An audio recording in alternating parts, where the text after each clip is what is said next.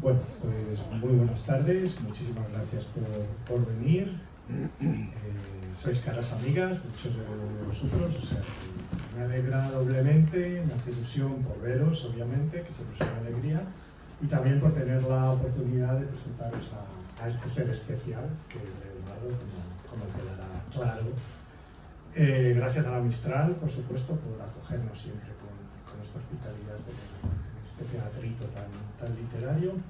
Gracias a Leonardo por muchas complicidades que irán saliendo a lo largo de la charla. Y quiero también darle las gracias a Vanessa Simonca, aunque no esté aquí, pero estaba previsto que ya leyera unos poemas del libro de Leonardo. No ha podido ser por razones ajenas a su voluntad, pero bueno, quiero tener este gesto de cariño hacia ella y mandarle un abrazo grande y bueno, que todos sus apuros terminen de la mejor manera. Me parece que Leonardo quería también intervenir antes de empezar. Bueno, muy buenas tardes a todos. Muchísimas gracias una vez más. Creo que lo dije personalmente en cada caso, pero ahora lo hago colectivo, extensivo a todos los presentes o a alguno que llegó ahora a último momento. Les doy la bienvenida y les agradezco una vez más que vengan a acompañar a un uruguayo que se les coló en Madrid y que vino a presentar un libro extraño de sonetos y haikus, cuando ya sabemos que los andaniveles de la poesía corren hace tiempo por otro sitio o hacia otro lugar o con otras tendencias, o por lo menos esa es mi intuición. Pero más allá de eso, ahora tengo que cumplir con una parte protocolar, pero que también está llena de afecto, de real afecto, y después sí que me gustaría como que nos descontracturáramos y pudiéramos conversar libremente. Al fin y al cabo creo que éramos amigos aunque no lo supiéramos, y la idea es que podamos conversar y discurrir libremente sobre todas nuestras obsesiones, intereses, perplejidades, bien planificado, etc. Yo estoy como un sujeto que atraviesa el espejo en la novela de Lewis Carroll, ¿no? Me veo hace muchos años atrás en mi casa, en Minas, en la calle Ortegui, a media cuadra del Arroyo San Francisco, leyendo libros de un señor llamado Eloy Tizón. Yo me veo absolutamente deslumbrado, tratando de entender una técnica que quise emular con espantosos resultados, y ahora por una pirueta extraña de la vida y del destino me veo presentado por Eloy Tizón en Madrid, así que comprendan que tengo derecho al balbuceo porque estoy absolutamente sobrecogido por esta inopinada circunstancia. Muchísimas gracias a la Mistral por abrirme sus puertas y recibirnos. Muchísimas gracias, querido Eloy, por propiciar todo este milagro que desde ya estoy absorbiendo y atesorando para siempre en mi corazón. Gracias a ustedes, gracias a la agregada cultural de la Embajada de Uruguay en España, que vino a acompañarnos. Muchísimas gracias de corazón a María Inés Volpe, de la agencia de Cuatro Hojas, que ha trabajado impenitentemente y que es la que básicamente convenció a Víctor Gómez para que recomendara mi libro y saliera en la colección de Lengua de Agua de la editorial Eolas. Muchísimas gracias también a Jessica Marmo, mi amor, mi compañera, mi pareja, quien me acompañó en la travesía y quien viene aguantándome todas las neurosis y los altos y bajos que tiene la vida de quien se dedica a escribir en el Uruguay o en cualquier otra parte. Creo que debe haber factores transversales que nos hermanan a todos. Y muchísimas gracias también a Carlos, que hoy va a estar leyendo algunos de los poemas. Estoy muy interesado por escuchar los poemas en voz ajena, porque si bien yo los leo en voz alta para escuchar cómo suenan, y a veces uso un reproductor digital que suena realmente mal y absolutamente neutro, mecánico y terrible, hoy voy a escuchar la voz de Carlos leyendo sus poemas y voy a disfrutarlo especialmente. Así que muchísimas gracias por sumarte a la celebración. Para mí es un honor. Bienvenidos, buenas tardes. Gracias por venir. Aquí, esa silla está libre, ¿verdad? Hay una silla libre y otras. Gracias. Acá hay dos, gracias. Y bueno, dicho eso, vengo abierto a hablar de lo que sea, así que tú siéntete libre de preguntarme lo que quieras y ustedes también, y no levanten la mano ni hagan esas cosas, sino que hablen y dejemos que los virajes de la conversación le den vida y insuflen sentido. Muy bien. Gracias por lo que me toca y aunque Vanessa no va a leer, con su generosidad habitual, Carlos, que es un amigo muy querido, se ha brindado a leer algunos poemas y hemos pensado que podría ser bonito que leyera ahora, como muchos de vosotros no conocéis el libro, un poco para entrar en el tono del libro, como entrada y también luego como despedida para cerrar el acto. Entonces, ¿vas a necesitar micro, Carlos? Sí. Hola a todos. Bueno, yo también lamento que no esté Vanessa aquí. ¿Quieres sentarte? No. Quiero luz. O gafas. Voy a leer. Que no salgo ahí. Tampoco es necesario. Tampoco tienen. Vale. Bueno, voy a leer algunos de los poemas maravillosos que a mí me han gustado tanto de Leonardo. Transfusión. De pájaro si jaulas mis temores, te arroyo las riberas si me hambrunas, te sorbo en un eclipse cuando lunas, te huerto si me ciénagas favores.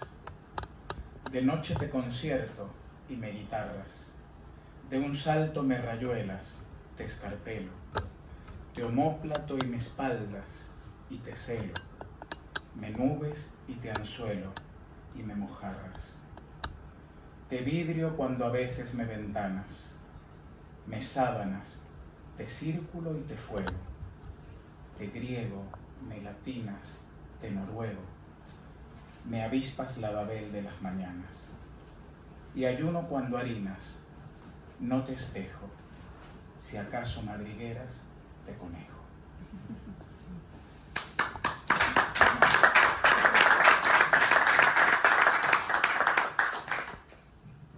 Antos. Al principio fue el verbo. Estaba quieto soñando en un recodo del vacío. Mi Dios, desde otro Dios, por un gentío de cosas, deletreaba el alfabeto. Sin orden, sin escala, sin objeto, el todo rebosó su propio río. El tiempo dijo tiempo, el frío frío. Y el árbol no creció, nació completo. Ya ha sido lo que es, ya fue la historia de tu llanto a la tumba, un parpadeo. Se repone el jadeo en tu jadeo, mide un paso tu larga escapatoria. Hay el umbral que inicia y que te cesa, el poema y tu verbo y la promesa.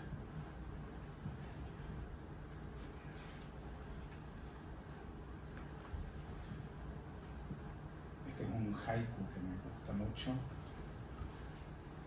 Te fuiste a tiempo, te salvaste de un mundo sin tu presencia. A mi padre. Dejaste un alba quieta sin estreno, tu voz plural, un eco visitante, el hueco de la tor en la jadeante almohada y un fulgor después del trueno. Rompiste la unidad en el sereno acuerdo entre tu cuerpo y el errante espíritu. Encontraste una inquietante discordia y escapaste. No te peno, solo busco la cara de esa grieta, invisible al recuerdo, la salida. ¿A dónde fuiste, Padre? Cada vida que invento se despeña y te sujeta. ¿Qué código, qué clave, qué acertijo da a tu reino tan huérfano de hijo?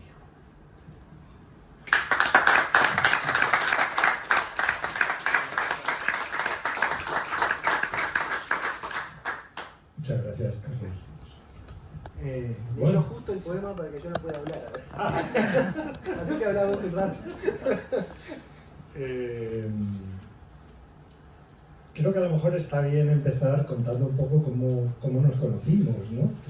Siempre estas historias son bonitas de referir. Nos conocimos en principio virtualmente a través de las redes, que tienen muchas cosas malas, pero alguna buena, como esta, ¿no? Entonces, nada, empezamos a intercambiar mensajes, me envió un libro que había escrito con un colega al que me referiré luego. Bueno, se creó ese diálogo virtual hasta que hace 2 años justo nos desvirtualizamos porque Leonardo vino con Jessy, con su pareja a Madrid, y estuvimos un rato, una tarde creo que muy hermosa, donde creo que confirmamos algo que los dos intuíamos, ¿no? Que había mucha química entre nosotros, que estábamos en la misma sintonía y que éramos familia, ¿no? Fue inmediato. Fue inmediato, efectivamente, no necesitamos mucho. La sensación al irnos era de, bueno, he estado con un viejo amigo que acabo de conocer, ¿no? Era lo que más se acerca. Y a partir de ahí, bueno, pues yo he seguido con muchísimo interés los libros de Leonardo. Él en Uruguay tiene unos cuantos títulos publicados que yo confío en que vayan llegando a España.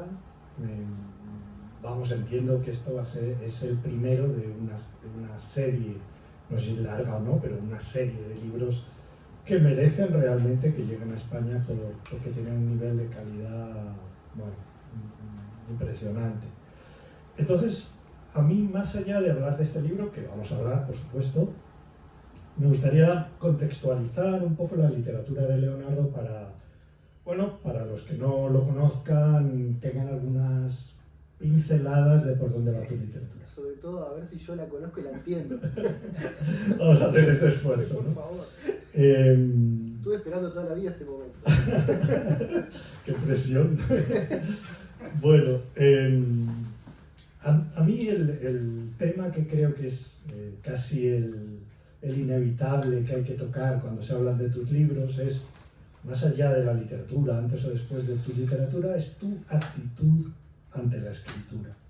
Que yo creo que es una actitud muy singular, ahora voy a explicar por qué digo esto, que en cierto modo, bueno, da tu personalidad a tu escritura, ¿no? El lector que lee varios de tus libros entiende que da la sensación de que tú necesitas generar un marco, vamos a decir una regla de juego, una ley, una norma, bueno, buscamos luego el calificativo, no sé si previa o simultánea a la escritura, ya nos dirás.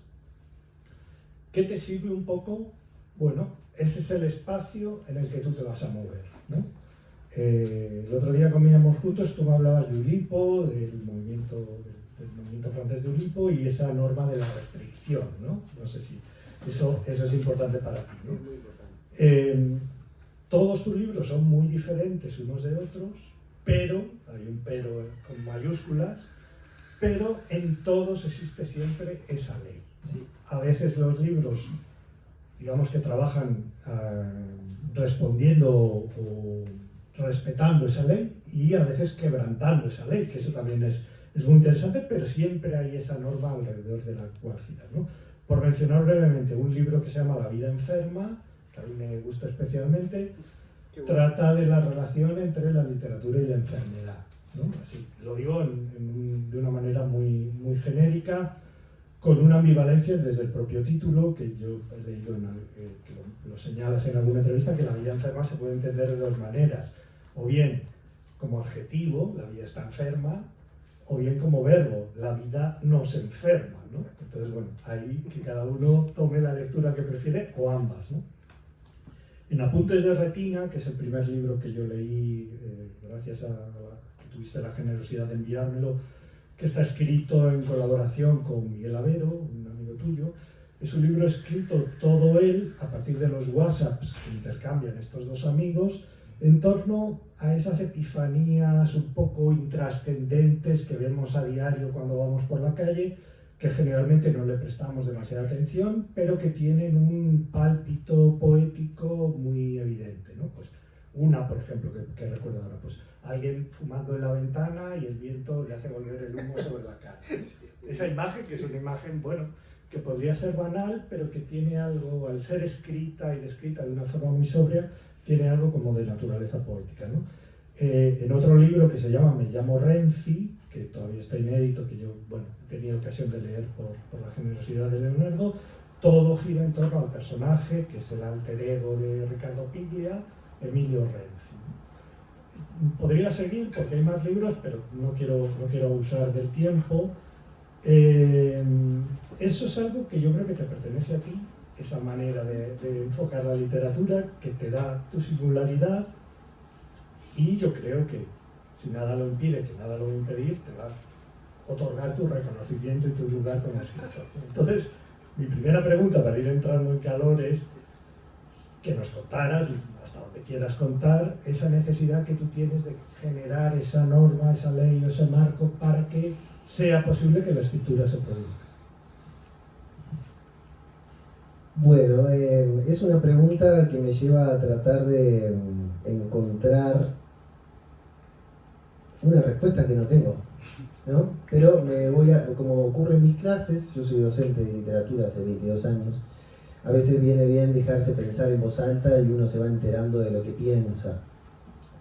Incluso uno se va reencontrando con ideas que ya tenía, pero no identificaba como propias. Así que me echo a volar y voy viendo hacia dónde me lleva el lenguaje. Lo primero que pensaba mientras me decías la ley de la restricción o usabas el calificativo de juego, es cómo fue mi infancia en Minas. Yo soy hijo único, hijo de Eber, que ya no está en el plano físico, como quedó claramente esbozado en el texto que leyó Carlos, y el hijo de Marta. Mi padre era pintor de autos, mi madre es modista, soy hijo de trabajadores independientes, de clase media baja o más baja que media, y siendo hijo único, mi infancia siempre me forzó a jugar solo en mi cuarto, y a veces cuando estoy escribiendo en el living de casa, donde tengo la mesa de trabajo, es una mesa de trabajo en un área comunicada con el resto de las habitaciones de la casa, y eso lo descubrí hace poco, es decir, el hecho de que no busco un reducto aislado, sino que busco un punto de conexión con el resto de las cosas. A veces me veo jugando como cuando era niño, y he descubierto que he sustituido los muñecos articulados de acción por el lenguaje articulado, que lejos de ser un muñeco, es algo así como un titiritero monstruoso que yo imagino con miles de cabezas y muchos tentáculos o extremidades que brotan una y otra vez de sus propias ramificaciones. Y acaso con un mismo estómago omnívoro que lo absorbe y lo traga todo como una suerte de vórtice inevitable. Eso es la literatura para mí. Entonces, como todo entra dentro del ámbito literario, me tengo que inventar alguna restricción para definir por ausencia o negativa qué es lo que va a quedar afuera y qué es lo que va a quedar adentro. Es decir, un criterio que en algún punto matice y supervise la entrada o la salida de los materiales. Por eso es que una vez, al tirar la basura, me di cuenta de que una mujer pasaba en auto encendiendo un cigarrillo al mismo tiempo que pisaba un charco, y algo en mí me dijo, fuego y agua tan cerca.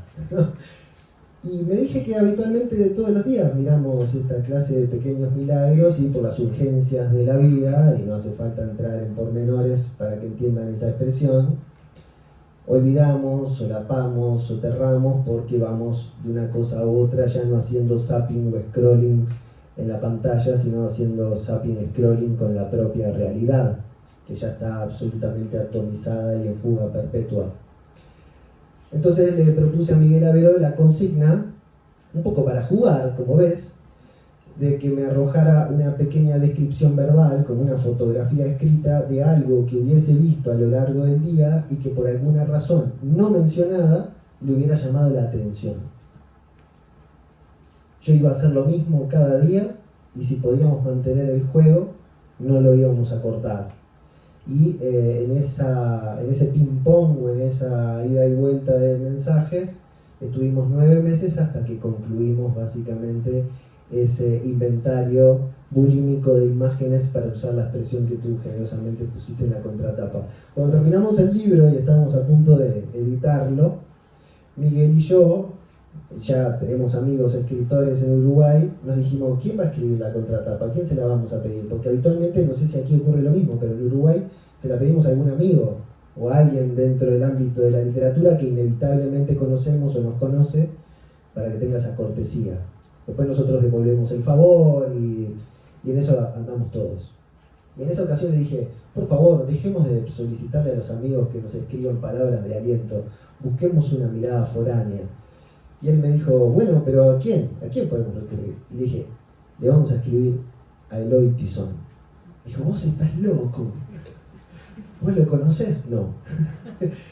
Pero entonces, no sé, yo tengo el presentimiento de, por lo que él escribe, que esto le puede gustar y le puede interesar.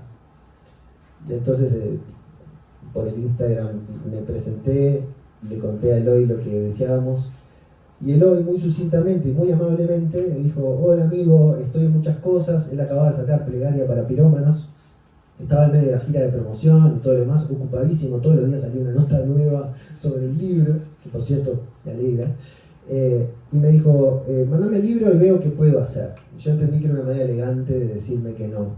Pero días después me dijo, amigo, el libro me ha encantado, te mando unas palabras y espero que te sean de ayuda. Bueno, y el libro finalmente salió y es un libro realmente curioso dentro de la obra de Miguel y de la mía. Lo mismo pasó con La vida enferma. Siempre me interesaron, no sé si a ustedes les pasa, pero a mí me ocurre mucho los pormenores, los detalles anodinos de la vida de los escritores. Son detalles anodinos que resultan tan seductores o estúpidos como los detalles de la vida de cualquier otra persona, pero como estamos enfermos de literatura, la figura del escritor siempre esconde un misterio secreto que nos convoca a descifrar acaso lo que ya está descifrado, o bien aquello que no se puede descifrar. Entonces empecé a coleccionar, leyendo libros de memorias, cuadernos de apuntes de escritores, intercambios epistolares, novelas autobiográficas y todo el cúmulo de textos semejantes que ustedes puedan imaginar. El dato estúpido, no sé, ¿de qué color era el sillón en que la madre de Tolstoy lo parió y lo arrojó al mundo? O qué tipo de galletitas comía Wittgenstein con el té, ¿no? Cosas por el estilo. Entonces, después de tener una colección ingente de datos, me inventé un formato de novela que pudiera incluirlos y asimilarlos. Entonces ya ves que a veces cuando uno se propone una consigna como la de coleccionar datos anodinos sobre la vida de los escritores, sobre esa restricción después va acumulando capas de nuevos juegos y nuevas restricciones para que el proyecto se derrame, se expanda y vaya en esa fuga hallando su forma definitiva, que nunca lo es, tú lo sabes perfectamente, ¿no? Uno edita, como decía Borges, que decía Alfonso Reyes, para no pasarse la vida corrigiendo los borradores, ¿no? Entonces mis proyectos siempre avanzan en libretas de manera muy errática, en suelo resbaladizo y quebradizo, hasta que finalmente encuentro una forma que me convence y todo me reclama para que me siente a terminar el proyecto. Y esa es la parte sobre todo más dura y menos divertida, ¿no? Conozco mucha gente que puede hacer la primera parte, pero cuando llega a la segunda queda detenido, queda agotado. Y creo que seguramente por mi personalidad y porque vengo entrenado a jugar solo desde niño, sé tolerar los momentos en que el juego se pone un poco aburrido. Es decir, sé aburrirme. Sé eso que, según algunos sociólogos y gente que sabe más que yo, las nuevas generaciones cada vez saben menos. Entiendo hace tiempo que el aburrimiento es el preludio de la fiesta.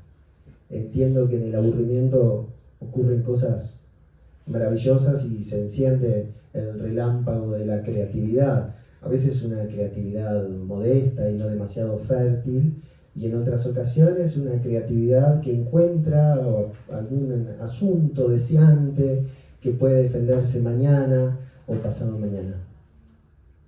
Y de paso tengo que decir que soy un obsesivo en diagnóstico y en tratamiento, y por lo tanto las reglas rígidas me son bastante cómodas. Claro, pero hay una cosa que a mí me llama la atención, que he mencionado antes, que es que la regla está clara y es parte del disfrute, de hecho esa restricción, pero en todos los libros siempre hay el quebrantamiento de la ley, ¿no? Por ejemplo, en Apuntes de Retina, que está formado todo por esas pequeñas anotaciones epifánicas, de repente en medio del libro hay no sé cuántas páginas son seguidas, unas cuantas, 10, 12 páginas seguidas, sobre el cine de un director que a los dos nos fascina, que es Roy Anderson, que se basa mucho también. Entonces, claro, ahí está el establecimiento de la norma y la refutación de la norma, que eso me parece que le da muchísimo oxígeno, ¿no? Sí, y eso nos lleva... Eso nos lleva directamente al título del libro, sobre el cual me suelen preguntar, ¿no? Si, ¿por qué titular un libro de poesía El Santo Horror? Bueno, tal vez pretenciosamente es un título que viene del prólogo a la fenomenología del espíritu de Hegel, un filósofo que algunos inscriben en la vertiente del idealismo alemán de finales del siglo XVIII, comienzo del XIX.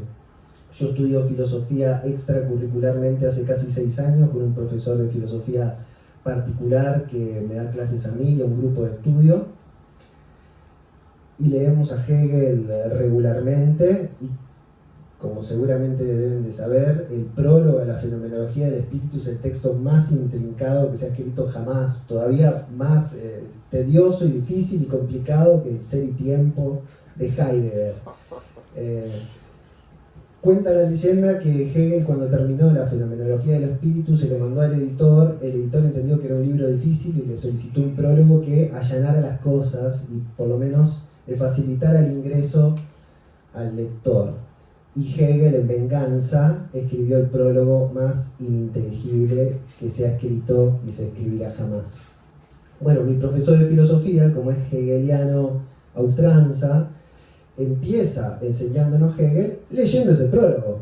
Así que eso, como ven, ha hecho que yo ya encanezca precozmente porque es un autor difícil. El asunto es que en un sector de ese prólogo él dice esto, lo voy a citar de memoria y tal vez lo cite mal, pero más o menos la idea es así: todo lo que es ya una mediación, y es esta, la mediación, la que inspira un santo horror. Me gustó la expresión porque es oximorónica, es decir, es como utiliza dos términos que habitualmente tendemos a separar y verlos como opuestos. En segundo lugar, me interesó sobre todo el horror que uno puede sentir cuando entiende que lo que llamamos realidad, que se presenta todos los días ante nuestros ojos como un referente claro, con sus respectivos objetos, su geometría, su arriba y abajo, sus distinciones de color, de valoración, etc. En realidad es un producto, un efecto, una criatura del lenguaje. Y el lenguaje es un producto y un efecto, una criatura del intercambio humano, que bien podría haberse fabricado de otro modo, si hubiéramos configurado ese complejísimo pacto que hemos realizado entre nosotros a través del lenguaje de otro modo. Otro sería el lenguaje, otra sería la realidad y otra sería la historia. Y ese otro campo es inimaginable porque nos manejamos con el que tenemos y con el que fatalmente ocurrió, que es este. Entonces ese es el santo horror, ¿no? No puedo sorprender al objeto por la espalda, decía Hegel. Es decir, no puedo salirme de la mediación. Estoy siempre ante las cosas con el lenguaje en medio y con él tengo que tratar. Y yo creo que nadie sabe más que esto que un escritor, porque basta sentarse a escribir cualquier cosa que uno quiera escribir para saber que tiene que atravesar la mediación y que lejos de lo que nos enseñan en primaria y en secundaria, el esquema no consiste en un emisor que lanza un mensaje, es decir, la flecha del mensaje, y un receptor. No, sino primero habría que partir de la base de que esa flecha ya nace con la imposibilidad de dar en el blanco. Es decir, basta almorzar con la familia para darse cuenta, ¿no? Es decir, el lenguaje es una máquina de crear malentendidos, desplazamientos, ambigüedades, toda clase de opacidades que nos hacen tratar con un caballo, con un animal salvaje que cuando lo queremos montar bellaquea y siempre nos arroja afuera. A veces caemos y nos quebramos la espalda del feroz malentendido que se ha suscitado, digo, durante el almuerzo, por ser delicado, puede ocurrir en cualquier otra instancia. Entonces, esa expresión me interesó mucho. Ahora bien, decía que cuando hay una refutación, la refutación tiene que provenir del propio principio que se pretende refutar. Esa es una idea muy linda. Es decir, no es tengo una idea A y para refutarla tengo que traer B. No, la refutación de A nace de A, en un desarrollo, en un despliegue de A que alcanzará un punto de superación de A, que por comodidad positiva podremos llamar un día B. Pero no es que vino del otro lado, no, solo teníamos A.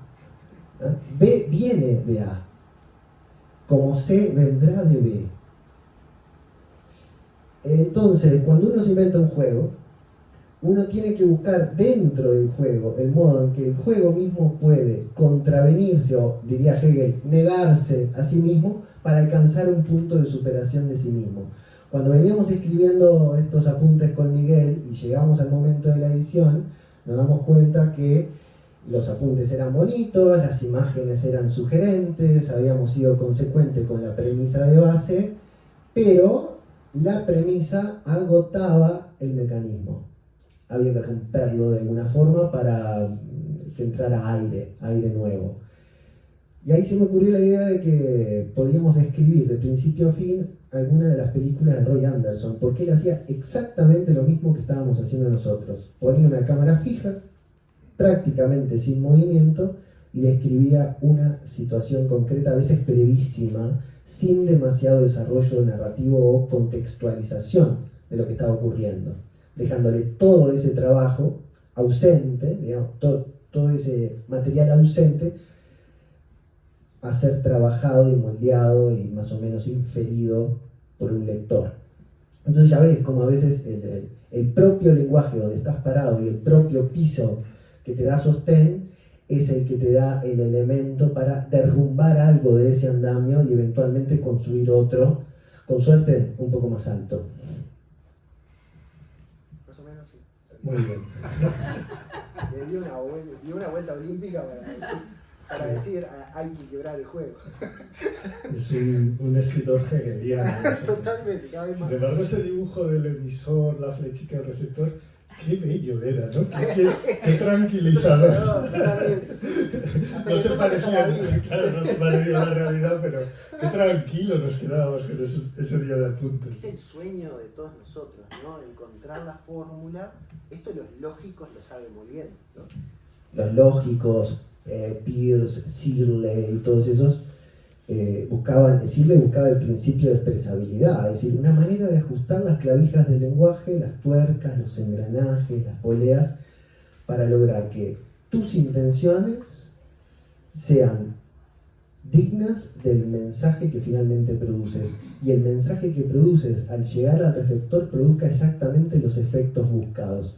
Bueno, no. En todas esas etapas hay opacidades, vientos huracanados que resquebrajan o desvían esa flecha a un modo dramático, y con ese malentendido tenemos que vivir, y ese malentendido es santo y es horroroso en proporciones iguales. Es horroroso porque a lo mejor yo quiero decirte algo como un elogio y porque toco un nervio neurótico en ti y en tu historia resuena de un modo incómodo y yo me doy cuenta, y cuando intento esclarecerlo empeoro y todo lo demás. Y al mismo tiempo es santo, porque gracias a ese malentendido, entre otras cosas, el lenguaje está vivo, es orgánico y se sale de formulismos ya predeterminados. Es decir, no sabemos exactamente cómo decir lo que queremos decir, tenemos que buscar, tanteando desesperadamente la manera, y hay una disciplina que celebra ese malentendido, y desde luego que esa disciplina se llama literatura. Sí. Efectivamente. ¿Quieres el micro? No, yo prefiero ser un micro. Es fantástico esto que describes, te hace reflexionar, pero yo le quiero, si me permites, añadir una dimensión de confusión y que tiene que ver con la física cuántica. La física cuántica que en realidad destruye la realidad percibida, donde la materia no es materia, sino que la materia es campos de energía combinados de una determinada manera, y nuestra percepción es una percepción que en realidad no es realidad, es una realidad percibida. Y si queremos quedarnos ahí ya es confuso, pero en la física cuántica además nos dicen que nada está en la mente, que la mente es como un receptor de radio que recibe ondas cósmicas en el sentido del universo, y donde en realidad nosotros percibimos una realidad, pero que el cosmos tiene conciencia, y que la conciencia del cosmos es la nuestra, que nosotros percibimos. Es para volverse loco, y de pronto no solo es la mediación del lenguaje entre la realidad, sino una realidad evanescente, una realidad que se aleja de nosotros, y somos un poco el juguete del universo con el que el universo vive y no sobrevivirá ampliamente, ¿no? Sí, exactamente. El asunto de la... El asunto más interesante de la física cuántica, de la que no sé nada, No, eso tampoco. es desde el punto de vista filosófico que digamos, bueno, a veces la partícula funciona como partícula, a veces se comporta como onda, a veces podés localizarla, pero no sabés en qué tiempo está, a veces localizás su tiempo, pero puede estar localizada en cualquier parte del universo. Sí, Entonces, esto rompe todas las categorías de tiempo y espacio sí. que Kant llamaba categorías a priori, y que necesitamos inevitablemente para predicar y elaborar cualquier juicio de realidad que quieras. Pero Ahí todo eso se hace triza. Pero hay Entonces, algo muy bonito. hay algo muy bonito, Muy hay bonito algo muy en bonito eso. y muy horroroso Sí. a la vez. Entonces, habría que pensar qué pasa ahí, ¿no? Si estamos frente a un comportamiento contradictorio, paradojal de la materia misma, o, que es la tendencia que más me gusta a mí pensar, estamos enfrentándonos a los límites mismos de nuestra representación de la realidad. Entonces, lo que conocemos como realidad y las coordenadas cognoscitivas que manejamos para determinarla y saber cómo son las cosas, ante un campo cuántico, es decir, yendo a sus partículas atómicas, no funcionan bien, ¿no? Es que además la partícula no es la misma cuando está sola que cuando la observamos. Exactamente, para acuerdo. Cuando yo te miro a ti, es distinto que cuando no te Exacto. estoy mirando, y tu respuesta sería otra. Eso La partícula reacciona de otra manera. Jean Baudrillard le llama eso la rebelión del objeto. Sí. Es decir, el objeto se escapa de la conciencia. Dice, no voy a entrar dentro de tus categorías. ¿Vos querés que sea blanco o negro? Sí. Ninguna. Allá vos. ¿No? Sí, ambas a la vez. Bueno, eso es fascinante, ¿no? Yo creo que uno cuando escribe piensa en términos cuánticos, si se me permite la aventurada y temeraria comparación. Uno cuando escribe piensa en posibilidades antagónicas pero simultáneas, ¿no? Eso es algo que yo quise retratar en La vida enferma, en el libro anterior, ¿no? Tenía que situar al personaje. Entonces, bueno, ¿dónde vive? ¿Vive enfrente o en la casa de al lado del protagonista? Bueno, voy a hacer que viva enfrente y al lado. Pero no es que tiene dos casas, es que por momentos vive enfrente y por momentos vive al lado, porque yo no quería contar una novela como habitualmente la contamos, es decir, tomando estas decisiones que eliminan la dicotomía y vuelven a la historia un destino. No, quería mostrarla como vive dentro de la cabeza de un escritor, y un escritor durante años vacila entre poner al personaje enfrente o ponerlo al lado. Entonces, bueno, hice que mi novela ocurriera las dos cosas. Pero bueno, volvamos al Santo Horror. Volvamos al Santo Horror, de donde nunca debimos haber salido. Es Bueno. un problema de Hegel, ¿no? Que te lleva a todos lados. Y un poco de Leonardo de Botán. Dicho con cariño. Me lo respetan todos los que me quieren. Me uno a ese club. Bueno, el Santo Horror lo podemos definir, o la ley que lo mueve, es un cruce entre algo que en principio no se puede cruzar, como es el soneto occidental, el soneto clásico y el haiku oriental. Es decir, tenemos aquí dos tradiciones que son mucho más que eso, dos miradas, dos maneras de entender el mundo. Bueno, podemos seguir ampliando la definición que tú has puesto en relación, las has puesto a dialogar o a bailar, a ver qué ocurre ahí, ¿no? Eso por supuesto es la teoría es genial, pero luego hay que llevarlo a la práctica, de forma que, bueno, que la idea mantenga todo su brillo y su esplendor, ¿no? Porque por supuesto los sonetos que tú escribes, como ya hemos visto por la lectura de Carlos, son sonetos en parte respetuosos, pero en parte también son los sonetos que puede escribir un sujeto del siglo XXI atravesado por todas las perplejidades tecnológicas, digitales y demás. Y los haikus tampoco son de una obediencia zen, ¿no? Entonces hay ahí desobediencias, ¿no? Hay una parte que yo creo que sí eres respetuoso, pero otra parte que rompes, porque yo creo que eso está en la raíz de tu escritura, ¿no? Hay como una tensión entre dos energías que pueden ser incompatibles y que tiran cada una de un extremo. Entonces la pregunta es, ¿cómo te sientes tú en medio de esas fuerzas opuestas? ¿Es un lugar cómodo para ti? ¿Es un lugar incómodo que tú disfrutas? ¿Es un espacio de descubrimiento, de creación? Bueno, yo creo que para escribir la tensión siempre viene bien, ¿no? El placer es tenso, por ejemplo, ¿no? Es decir, el deseo, todos sabemos que está habitado por una no realización. Y en tanto se realiza, siempre se desplaza hacia otro lado, y esa tensión de mantenernos un poco insatisfechos o un poco hastiados por haber conseguido lo que queríamos, es un poco la naturaleza misma del drama humano. La estética también es tensa, ¿no? Me viene bien hablar del soneto, porque el primer poema que yo escuché alguna vez fue un soneto. Lo leyó mi profesora de literatura cuando tuve mi primer curso de literatura como alumno en el Liceo Fabini de Minas. Y esa profesora, que luego fue colega, cuando yo ya volví con el profesorado realizado, sin hacer demasiadas presentaciones, leyó un soneto de Borges que aún recuerdo, porque además nos devuelve a la figura del padre que quedó picando en la lectura de Carlos. Yo todavía me puedo acordar de algunas estrofas de ese soneto. Borges Dixit: bruscamente la tarde se ha aclarado, porque ya cae la lluvia minuciosa. Cae o cayó, la lluvia es una cosa que sin duda sucede en el pasado.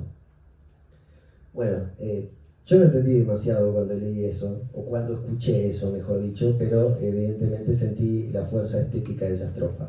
Cae o cayó. Evidentemente Borges está tomando la lluvia presente para mostrarnos el viaje de la conciencia, el viaje proustiano que tiene el personaje de Marcel en busca del tiempo perdido al mojar la magdalena en el té. Bueno, lo mismo tiene él frente a la lluvia. Es una cosa que sin duda sucede en el pasado. Y luego viene una segunda estrofa que para mí es más débil, pero él tiene que completar el soneto. Y por lo tanto tiene que restringirse a las normas del soneto, que para quien no lo sepa es un formato poético de 14 versos, 14 líneas, cada una con 11 sílabas, lo que llamamos verso endecasílabo, rimando estos versos entre sí, y habitualmente separadas en 2 estrofas de 4 y 2 de 3, que suman esos 14 versos. Y eso es más o menos un soneto. Y dice Borges a continuación: la lluvia que ciega los cristales, no, dice, quien la oye caer ha recobrado el tiempo en que la suerte venturosa le reveló una flor llamada rosa y el curioso color del colorado. Bueno, no es tan buena como la primera estrofa, funciona, sigue el esquema métrico y rítmico que había planteado. En el Río de la Plata no decimos colorado, decimos rojo. Borges lo sabía, pero evidentemente colorado rimaba y funcionaba. Y él compensa la debilidad de la estrofa aliterándolo y repitiendo ese sonido y el curioso color del colorado. Y finalmente, cuando llega al siguiente verso, da un giro. La lluvia que ciega los cristales alegrarán perdidos arrabales las negras uvas de una parra en cierto patio que ya no existe. La mojada tarde me trae la voz deseada de mi padre que vuelve y que no ha muerto. Es impresionante ese soneto, porque empieza hablando de la lluvia y acaba hablando del padre. Ahí tenés un portal cuántico, si querés, que es, digamos, la asociación secreta de las ideas dentro del mundo cuántico de nuestra conciencia. Bueno, evidentemente es un formato que me signó.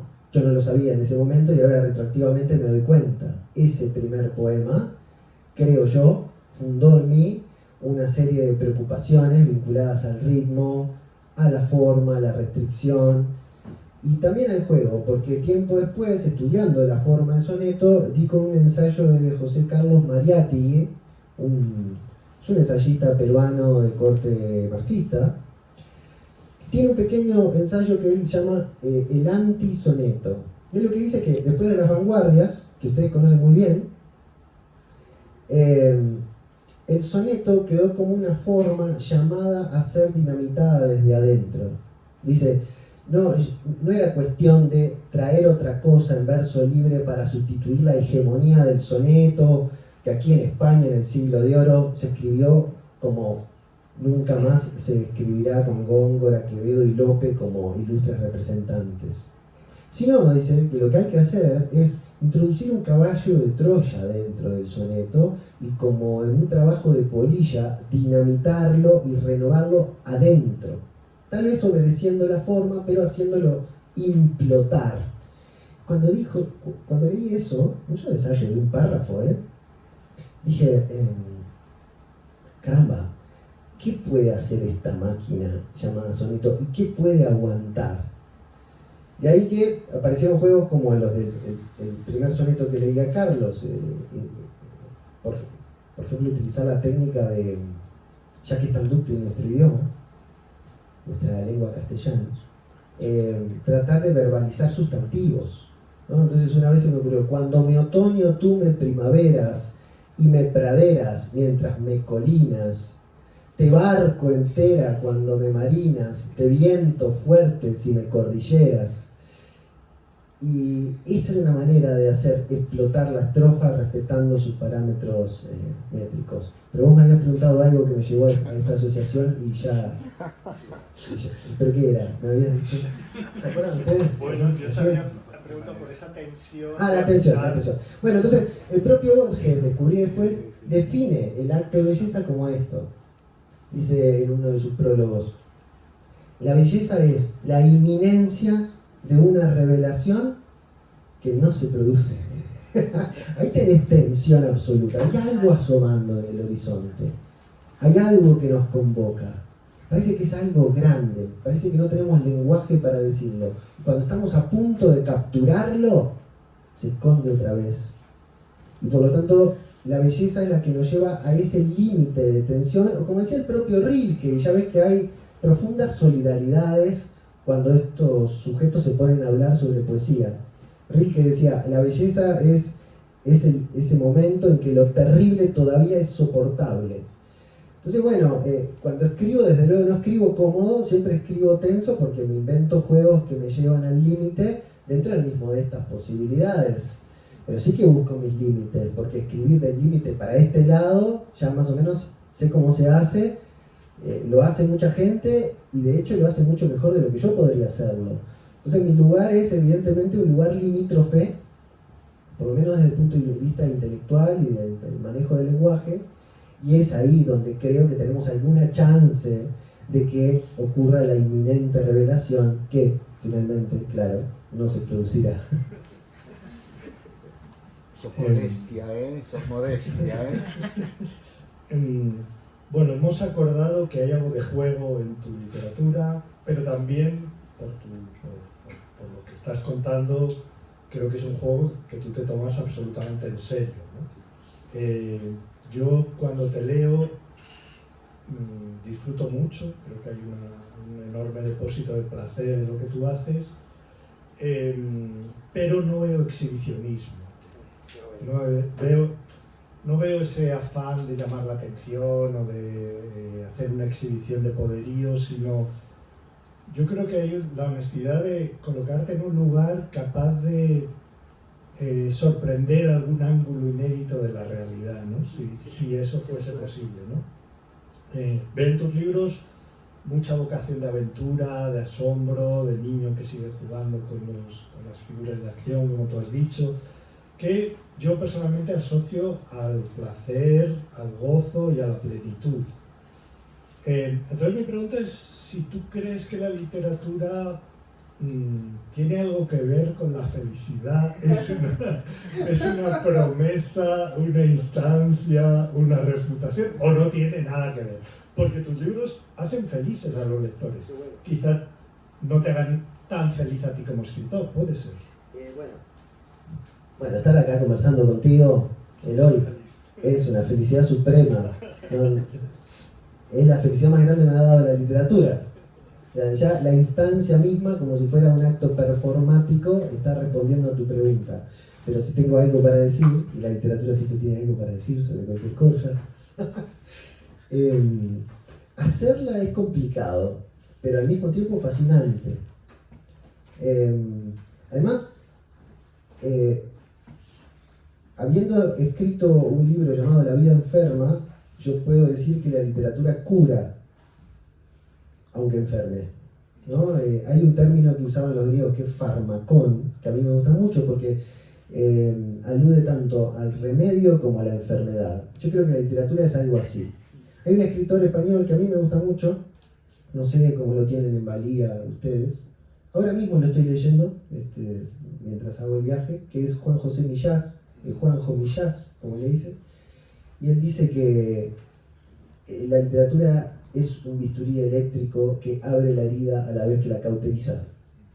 Es una buena metáfora, y creo que ahí, digamos, otra vez, desde el punto de vista cuántico, hegeliano, dialéctico, y que tú quieras, los opuestos secretamente aparecen reconciliados.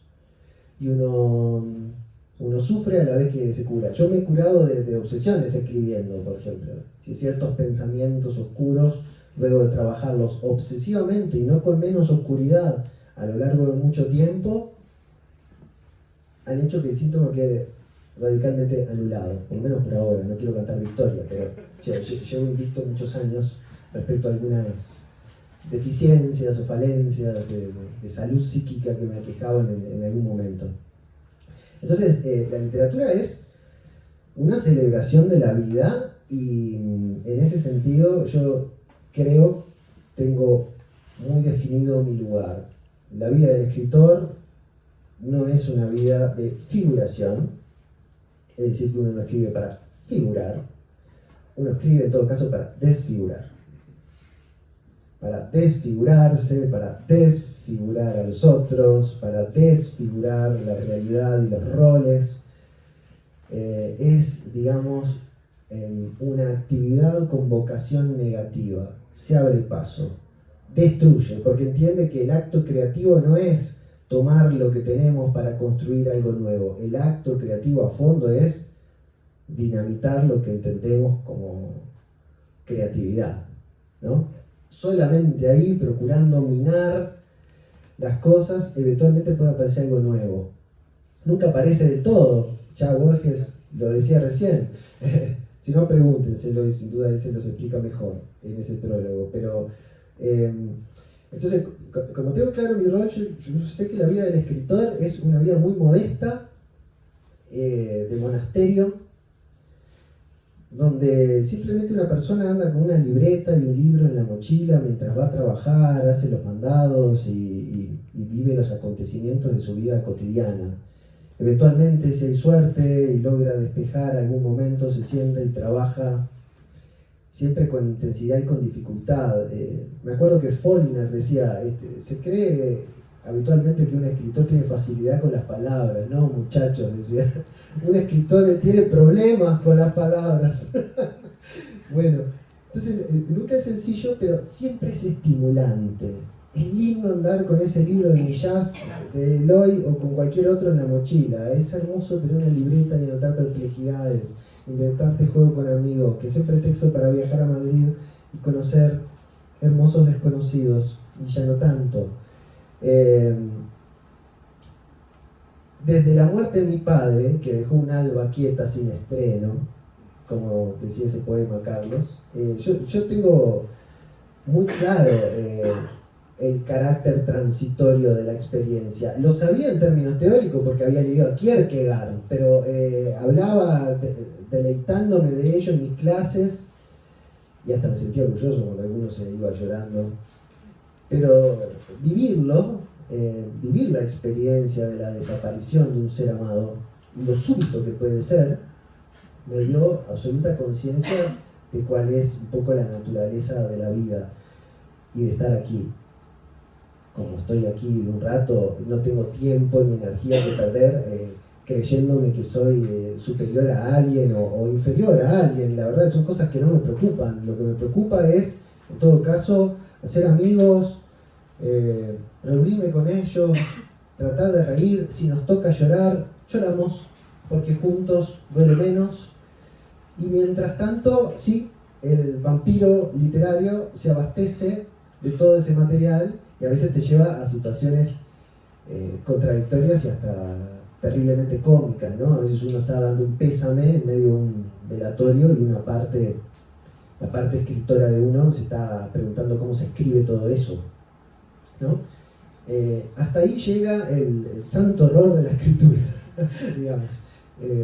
Entonces, sí, la literatura es felicidad. Cuando yo leo a Eloy Tizón, yo soy feliz. Era feliz antes de conocerlo, pero desde luego que ahora soy más feliz al conocerlo. Genial. No quiero extenderme mucho tampoco. Voy a hacerte, si te parece, la última pregunta y luego dejamos que Carlos lea o charlar. Sí. Pero no quiero dejar de enfocar esto que tiene que ver con los extremos. Porque yo creo que algo que te define como escritor y como persona, y si me extralimito me lo dices, es que yo creo que hay algo de extremo en tu trabajo como escritor, porque por un lado es una, como digo, es una literatura muy placentera, muy disfrutable por el lector,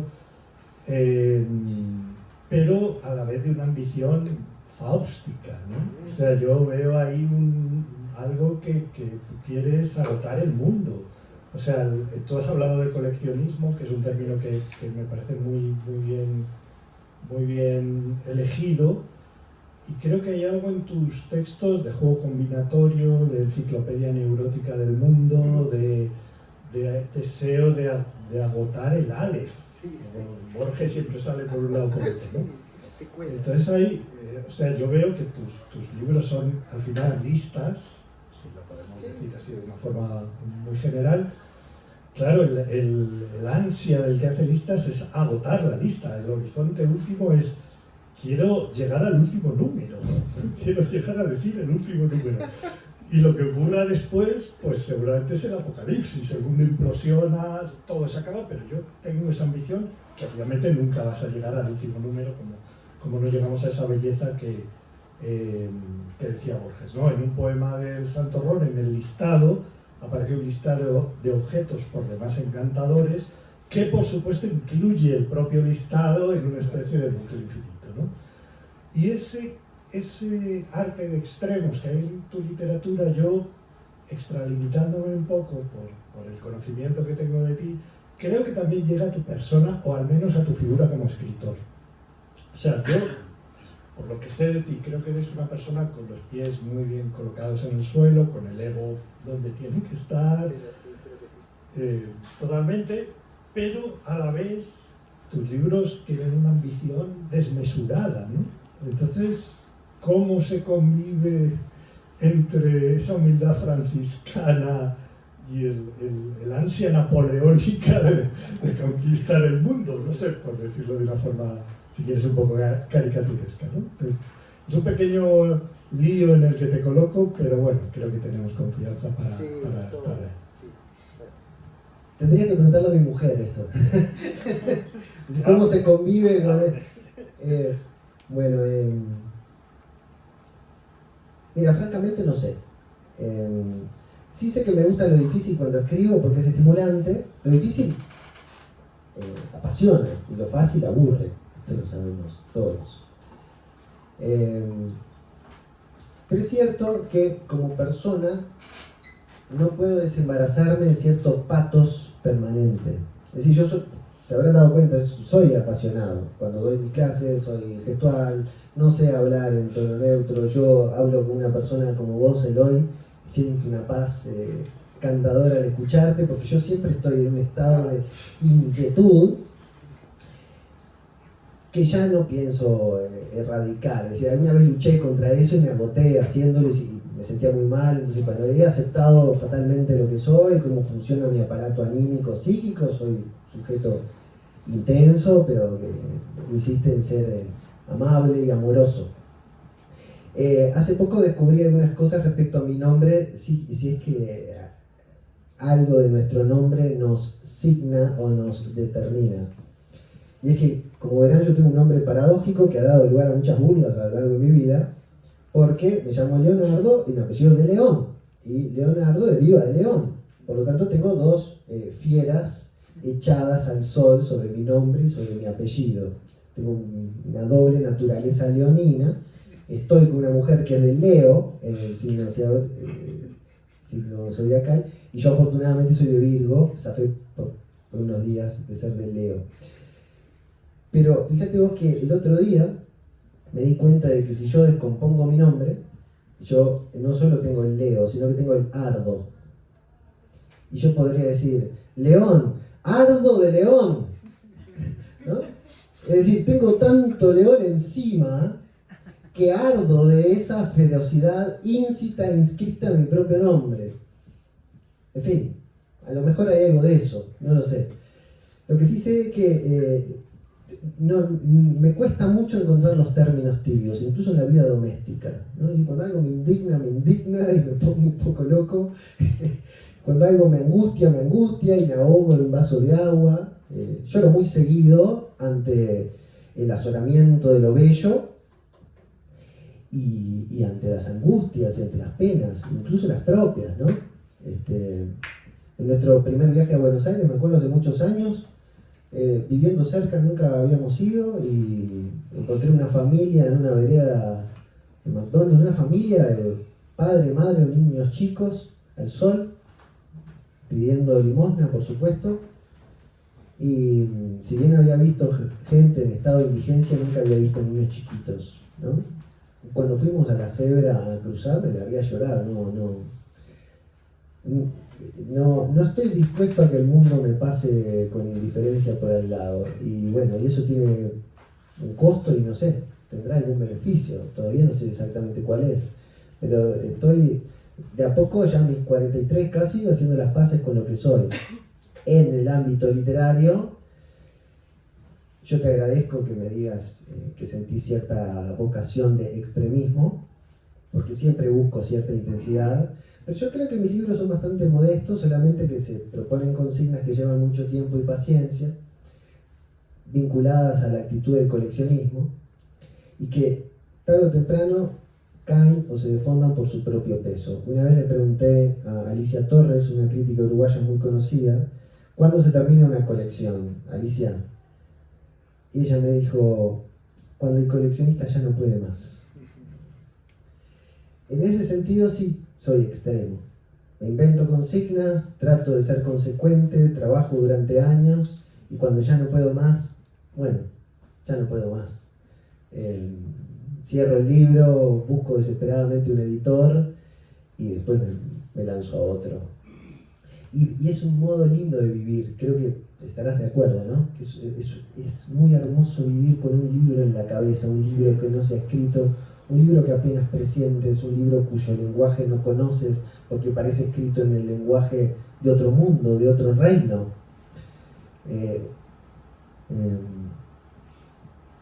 A veces me molesta escribir la frase que tenga sujeto y predicado. ¿Cómo puedo escribir una frase que no tenga sujeto y predicado? No puedo romper eso. Pero en mi libro ideal, en el libro que fabulo, llego a esos extremos de ruptura. Por supuesto, son imposibles. Y eso siempre nos coloca en un territorio que es muy lindo, que es territorio que bordea el delirio y bordea la locura.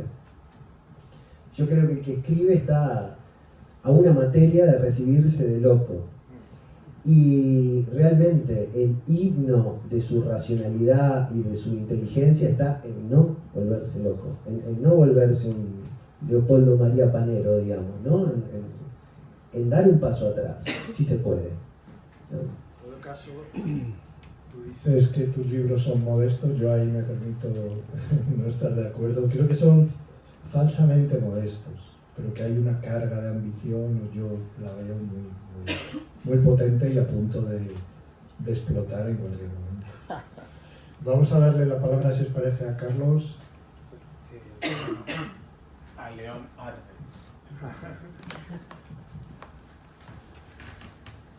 Ya, sigue grabando, no puedo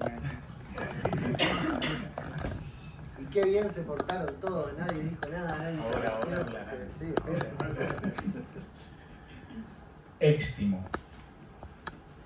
Entre el labio y la voz, entre la orilla y el rastro innumerable de la arena, entre el cuerpo y la silla que lo apena, entre el filo y la luz que lo acuchilla, entre pecho y espada la semilla y el árbol que la usurpa y enajena, entre el hambre y la pausa de la cena, el alba y su siamés, la pesadilla, entre el todo y la nada, entre la nota y el aire que rasguea su reposo, entre el café, la taza y el ansioso vapor como un fantasma que se agota, allí, en la encrucijada, en el dilema, inmóvil el tumulto del poema.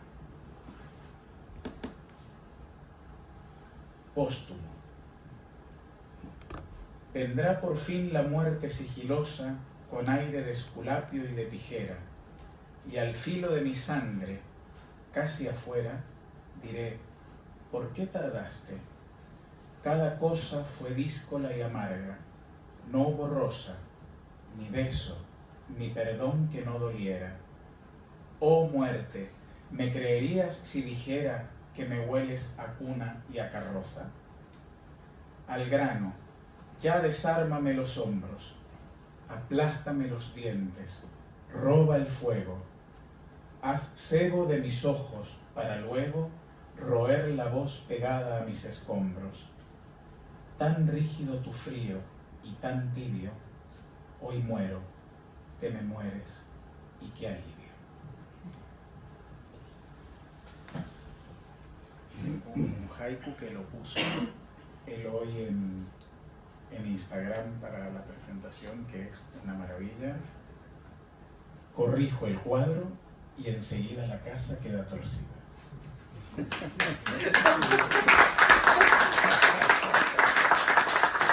Y ahora voy a terminar con mi favorito. ¿Tu favorito? Sí. Es el favorito de mi hija, creo, ¿no? Autorretrato. No tuve sarampión, no voy a misa, no creo en la verdad ni en el destino, no sueño casa propia, no patino, no plancho mi camisa ni mi risa, no fumo, nunca tiento la cornisa, no gano, no me animo, no domino, no me como las uñas, no imagino la pira, la vasija, la ceniza. Tampoco soy un yo, nunca lo he sido. Mi sombra se revuelve en el espejo. Negado y renegado me asemejo al polvo del altillo, bailo herido. No pretendo la paz ni la abandono. No culpo y sin embargo no perdono.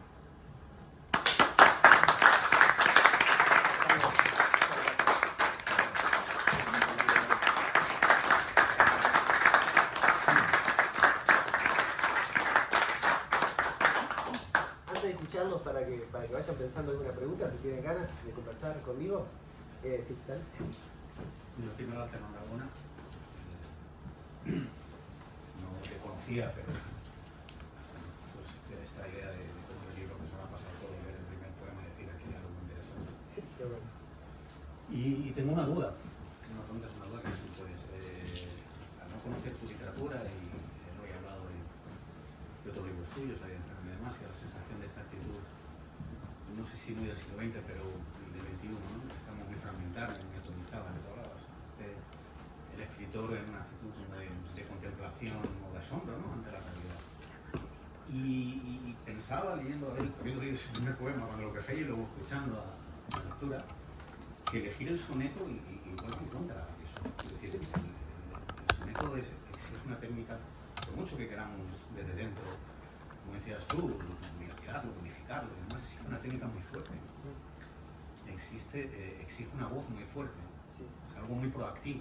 Sí, sí. Entonces, no sé si tú has sentido esa diferencia a la hora de crear entre esa literatura anterior tuya, fragmentaria y tal, y en la elaboración de los sonetos, que yo percibo que efectivamente hay mucho tratamiento técnico, ¿no? A Teori o a grandes poetas. Si esa diferencia a la hora de, ya digo, repito, como actitud, Sí. ¿no?, como actitud ante la creación. Bueno, mirá, ¿se me escucha bien así o cómo Sí, es? mejor, yo ¿Cómo es prefiero mejor así. así? ¿El micro mejor? Ah, mucho. Otra vez las contradicciones. Nos están matando. El gato de Schrödinger está vivo y muerto a la vez. Qué buena pregunta, te lo agradezco mucho. Tu nombre era Pedro, muchas gracias por hacer esa pregunta. Yo creo que, para serte honesto, habría que distinguir ahí mi modesto trabajo entre lo que hago en prosa y lo que hago en verso. Y ahí yo tendría que contarte muy rápidamente, para no agotar la paciencia de nuestros invitados, cómo fue el derrotero de mis primeros libros. Mi primer libro es un libro de cuentos relativamente tradicional, que obtuvo el premio de narrativa en mi país, teniendo yo 25 años. Imagínate lo que fue para mí pasar de querer ser escritor después de escuchar ese soneto sobre la lluvia de Borges con 14, a tener 25 y ver mi libro editado en la editorial más antigua de mi país, en un tiraje exorbitante para los tirajes que se hacen en Uruguay. La editorial Banda Oriental tiene un sistema de socios donde las personas forman parte de un club del libro, pagan una cuota y todos los meses reciben un ejemplar. Entonces, si habitualmente de un libro en prosa salen 500 ejemplares, en Banda Oriental, para cubrir toda esa demanda del club de socios, son 4.500. A mí eso fue una locura, fue una exposición brutal. Viví durante unos meses la vida soñada del escritor, de viajar, hacer una pequeña gira de promoción, que te inviten a comer y a quedarte en hoteles. Me pasó de todo, después te puedo contar historias si querés. Pero una vez, volviendo a Borges, me agarró la lluvia y llegué a la primera presentación de mi libro, la primera de todas, empapado de pies a cabeza, dejando un rastro de agua por la entrada, por el pasillo principal. Una cosa muy extraña.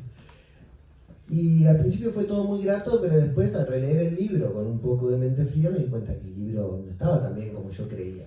Y que si había obtenido el premio, seguramente había sido porque no era el mejor, sino el menos malo de los postulantes.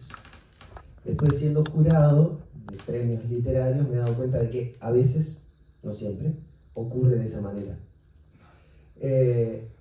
Enseguida me senté a escribir otro libro de cuentos que compensara los errores del anterior, y al compartir el primero o el segundo que logré finalizar, temblando sobre el teclado, un par de amigos me dijeron: ¡ay, otra vez infancia, sexo y muerte!, etc., ¿no? Entonces, esos amigos, no tan amigos, o muy buenos amigos, habría que ir determinando después cómo es la cosa, me desalentaron un poco y huí al campo de la poesía. Huí a la poesía y lo primero que salió es poesía en verso libre. Y estos mismos amigos que criticaron mi primer libro en prosa dicen actualmente, después de muchos libros de poesía, que ese primer libro es el mejor libro de poesía, que se están matando porque ese libro de poesía es el único libro de poesía en verso libre que yo escribí. Y después empecé a estudiar el soneto y me gustó tanto esa forma que aún hoy la sigo indagando. Para eso me leí básicamente 3 libros que quiero recomendar porque me parecieron esenciales en el estudio soneto. Uno fue Las leyes de versificación castellana, de Ricardo Freire, el poeta boliviano, un maestro del modernismo junto con Rubén Darío, pero que cayó bajo la sombra de Darío. Después un gran libro que es Estudios de versificación española, de Pedro Enrique Sureña. Y después un libro muy bonito de un uruguayo, Carlos Vaz Ferreira, titulado La percepción métrica. Esos 3 libros son los únicos que he leído y que todavía no he entendido del todo respecto a versificación. Entonces, una vez que aprendí eso, encontré una zona de confort, una zona feliz para explorar, llevarme al límite, pero con la cancha ya trazada, con los perímetros ya estipulados.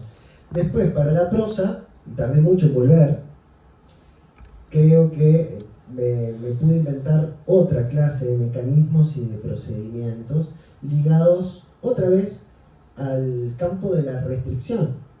Ulipo, o Voix de Literature Potential, ese grupo de escritores franceses que escribían a partir de una restricción, como por ejemplo, bueno, no usemos la letra E, ¿no? O por ejemplo, bueno, hagamos un libro que empiece cada oración utilizando la misma fórmula sintáctica. Me acuerdo de, ¿no? Y usemos exactamente el mismo molde. Bueno, esos procedimientos eulipianos a mí me gustan porque marcan el territorio y a la vez me llevan a explorar los límites dentro del territorio ya perimetrado. Y de hecho los propios teóricos del Ulipo decían que no hay nada más ulipiano que el soneto, fíjate vos, ¿no? Porque el soneto es pura restricción, son 14 versos, no 15, no 13, 14, en decasílabos, no de 10, no de 12, de 11, rima consonante, no asonante, ¿no? Entonces, bueno, todas esas restricciones me ponen a jugar y a malabarear, y seguramente también es una manera, para ir a algo un poco más trivial pero no menos honesto, de entretenerse, de que la tarea se prolongue, de que no se acabe enseguida que lo haces, que empiezas a hacerlo, de que tengas mucho todavía por hacer, y eso te resulta estimulante porque estás dando clases y ahora vuelvo a casa y ya va a ver esa estrufa como la hago pomada, como decimos allá. No, decía que sí, que hablas de restricciones técnicas, pero yo me refería más a un tema de la actitud ante la actitud. Dice, antes cuando has hablado de estos procesos de restricción, daba la sensación cuando hablabas de eso, que digo, no los he leído, porque habéis comentado, de esta visión fragmentaria de la existencia, ¿no? De ver un objeto, observar, que te coloca en una posición relativamente pasiva, ¿no? Pasiva, sí. Observadora. Ah, bien, sí. Pero el soneto exige un yo muy fuerte, o sea, una construcción muy fuerte, precisamente por la técnica.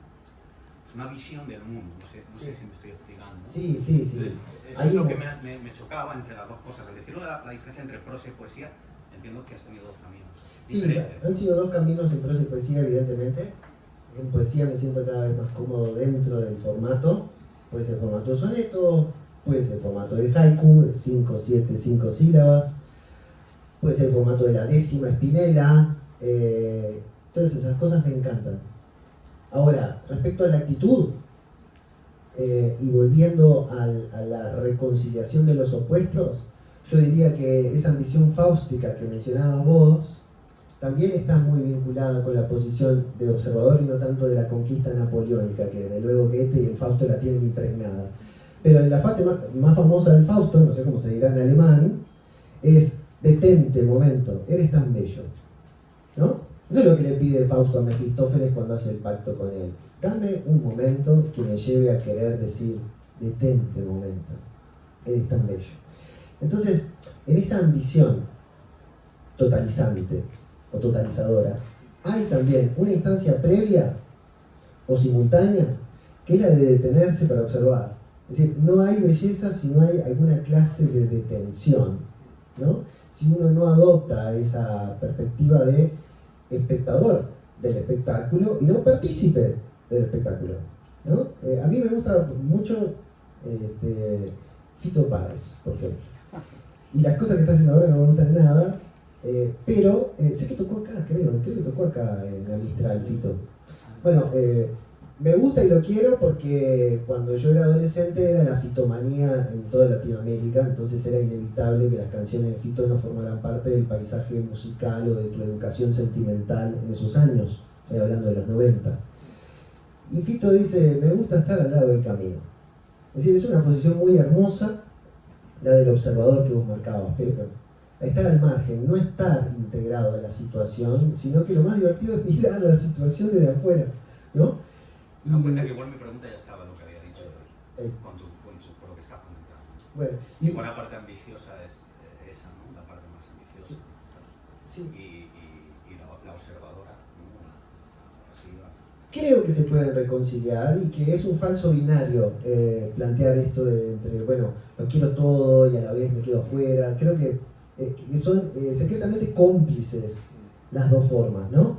De hecho, te cuento una pequeña anécdota, solo para compartirte algo de mí. Hubo un tiempo en que iba a una cafetería todos los días y me elegía la mesa 9 porque, tratándose de un lugar muy profundo, las mesas estaban numeradas desde la proximidad de la entrada hasta el fondo. Y la 9 era la última. Entonces a mí me gustaba mucho ir a la 9 porque desde ahí tenía una panorámica perfecta como espectador de la vida de la cafetería, ¿no? Y en una ocasión, luego de pasar mucho tiempo anotando impresiones, tal vez como en el preludio de lo que luego fue Apuntes de Retina, el libro con Miguel a través de WhatsApp, estaba ocupada la mesa 9 por un señor y yo ocupé la mesa 7. Y entonces, en un momento miré hacia atrás y vi que el señor tenía un cuaderno y estaba apuntando algo. Y me sentí absolutamente desplazado de mi rol de observador, que es solapadamente también un rol de control ilusorio, imaginario, pero de control al fin. Esto también está muy vinculado con jugar dentro de normas prefijadas. En un momento el señor se levantó al baño, que quedaba aún más al fondo del local, y yo no aguanté la curiosidad, me puse de pie y me fui a ver ese cuaderno. ¿Y qué encontré? Cuentas, muchas cuentas. ¿Me permitís una pregunta, por favor? Y que tiene que ver con el nombre y en qué medida el nombre te predetermina. Sí. Y que es una pregunta que viene con trampa porque es un poco un reto, si querés. Bueno. Porque tú has explicado el nombre que determina y has hablado de león y de todas las formas de león y de qué manera eso cuaja con tu personalidad. Pero sabrás... Creo. No, está bien, es perfectamente válido, si lo creéis ya existe. Pero luego está la otra visión del nombre. El nombre es un nombre impuesto por alguien, Sí. que te impone una cosa, pero no necesariamente te predetermina según tu sabiduría. En otras palabras, en Egipto, por ejemplo, los dioses tenían un nombre secreto. El nombre secreto de los dioses no se podía invocar porque los mortales de alguna forma adquirían el poder de los dioses a los que no tenían derecho. Y luego con el pensamiento uno se une a eso de que el nombre es la adquisición de un conocimiento de nosotros mismos a lo largo de toda la vida. Que llega un momento en que conocemos cuál es nuestro verdadero nombre, qué nos hace en el fondo. Porque a los 18 años nos comemos el mundo y probamos romperlo todo y empezar otra vez. Y llega un día, y yo hoy ya lo puedo decir con propiedad porque tengo los años que me lo permiten, te das cuenta que hay un punto, no quiero decir la palabra para que no me interpretes mal, pero a lo mejor la voy a decir porque si no, no se me entiende, hay una arrogancia cuando queremos quebrar las tablas nosotros solo por ser jóvenes y ver las cosas de otra manera. Totalmente. Y que a lo mejor llega un momento en la vida en que sí conocemos quién somos. Y que puede ser o no ser tarde, pero que es importante conocerlo. Sí. Le agradezco mucho la reflexión. Intuyo una suerte de pregunta entre líneas y voy a usar algo. Es un desafío. Claro, qué desafío me acabo de proponer, el desafío del siglo. Varias cosas que estaba pensando y lo voy a tirar en miriadas mientras usted hablaba. Primero, capítulo 5 del Quijote. Yo sé quién soy, dice Alonso Quijano o el Quijote, y no sabemos si exactamente lo dice porque sabe que juega a estar loco o está absolutamente loco al punto de que se cree un caballero. Otra vez la ambigüedad detrás de la aseveración o de lo apodíctico. Otro asunto que pensaba, Borges, en biografía de Tadeo Isidoro Cruz, un texto alucinante que estaba, creo, en el Aleph. Dice, la vida de un hombre consta básicamente de un solo momento. El momento en que ese hombre sabe para siempre quién es. Maravilloso. Maravilloso. Y bueno, y lo aplica en el caso del gaucho Martín Fierro, en el momento en que el gaucho Martín Fierro, perseguido por Tadeo Isidoro Cruz, en determinado momento, cuando está ya rodeado por los soldados de Cruz, ve que Cruz se compadece de él y se da cuenta de que él está más cerca de Martín Fierro que de las fuerzas policiales que representa, y por lo tanto se pone espalda con espalda a pelear contra sus propios soldados. Y ese es el momento en el que Cruz sabe para siempre quién es. Siempre jugó a hacer otra cosa. Respecto al nombre, desde luego que, si nos ponemos psicoanalíticos, el nombre es una de las determinaciones prenatales más fundacionales que tenemos y por lo tanto más alienantes que tenemos, porque detrás de ese nombre ya hay un interés, una posición, una dirección, un sentido, un horizonte de expectativas. Vos ya caes dentro de esa red desde que nacés, ¿no? Y tú no has solicitado nada de todo eso. ¿En qué consiste aprenderse a sí mismo? Consiste en, primero, aunque es terrible, heredar esa alienación y obedecerla. Caíste en un mundo, te tocaron esos padres, tienen esas expectativas de vos, desean eso de vos, tendrás que amoldarte a ese molde de aire que han creado para que tú ocupes. Pero después hay un segundo paso, y ahora hay que hablar de Hegel. Es el paso donde, gracias a todo eso que has integrado a fuerza de alienación y obediencia, tú puedes usar esos instrumentos para negar el sistema que has heredado. Es el momento en que el alumno supera al maestro. El alumno, ¿qué hace primero? Hace caso, porque supuestamente quien le habla sabe. Entonces ya él hace caso, escribe, anota, reproduce, etc. Pero hay un momento donde, valiéndose del saber adquirido a fuerza de alienación, el profesor a él verticalmente usa ese saber para decirle al profesor: no estoy de acuerdo y tengo argumentos para rebatirlo y hacerlo polvo. Bueno, ese es el punto de superación hegeliano. Entonces, toda lectura que yo pueda hacer sobre mi nombre, y esto no era más que un ensayo juguetón a partir de una pregunta difícil de responder, es retroactivo, es decir, el tiempo va de nacimiento hacia adelante, pero después, lo sabemos todos, pega marcha atrás. Y hay momentos donde vos tenés que mirar sobre tu propio hombro y descubrir, con mucha suerte, quién sos. Sí, con mucha suerte. Y en eso estamos, amigos. Por eso escribís. Claro, y una vez que lo sepas, desde luego que el episodio está llamado a repetirse, a reiterarse, a amonestarse, reescribirse en clave de palimpsesto, texto sobre texto, sentido sobre sentido, hasta que se apague la última estrella. Sí. ¿Alguna otra? Creo que ya Estamos hemos consumido el tiempo que nos ha dejado la Mistral. Entonces, nada, si queréis comentarle algo a Leonardo, lo hacemos ahora. Tomando algo, lo que Una vez más, gracias maestro. Gracias a ustedes, me quedo acá a conversar. Acérquense y fuera de este momento escénico, conversamos largo y tendido, lo que quieran. Vine para estar con ustedes. Un beso.